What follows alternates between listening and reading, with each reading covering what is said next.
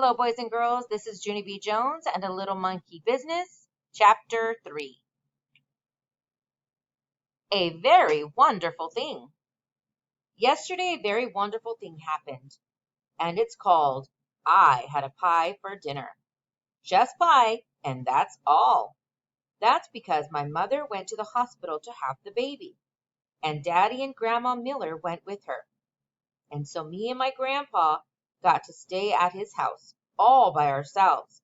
And no one even babysitted us. And guess what? Grandpa smoked a real live cigar right inside the house.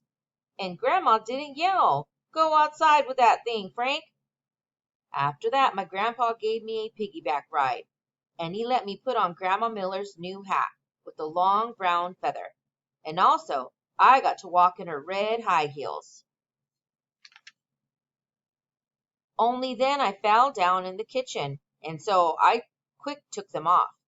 "Hey, I could crack my head open in these things," I said very loud. After that, I opened up the refrigerator, 'cause I was hungry from playing, that's why. "Hey, guess what? There's a big fat lemon pie in here, Frank," I hollered. And so then Grandpa Miller got down 2 plates, and then me and him ate the big fat lemon pie for our dinner. Just pie, and that's all. And we're not even going to get in trouble, 'cause we're going to tell Grandma that her cat ate it. And here's another very funny thing. I got to sleep in Grandpa Miller's guest room. First, I put on my PJs with the feet in them. And then my grandpa watched me brush my new front tooth, and he tucked me into the biggest guest bed. "Sweet dreams, Junie B," he said. Except for then I got a little bit of scared in me. "Yeah, only guess what, Grandpa," I said. "It's very dark in this big room, and so there might be hidey things in here." Grandpa looked all around the room, and also in the closet. "Nope, no hidey things in here," he said. After that, he left on the hall light for me, so my imagination wouldn't run wild. Except I still didn't sleep that good, 'cause there was a drooly guy with claws under my bed, I think. And so this morning my eyes felt very sagging. Only then I sniffed something that woke them right up, and its name was delicious waffles. Grandpa Miller cooked them for me, and he let me pour on my own syrup, and he didn't yell, "Whoa, whoa, whoa." After that, me and him played until it was time for kindergarten. Except before I left, the funnest thing of all happened. My Grandma Miller came home, and she said that Mother had a baby, and it was the boy kind. Then me and her and my grandpa all did a big giant hug, and Grandma Miller picked me up, and she swung me in the air. "You're just going to love him, Junie B," she said. "Your new brother is the cutest little monkey I've ever seen."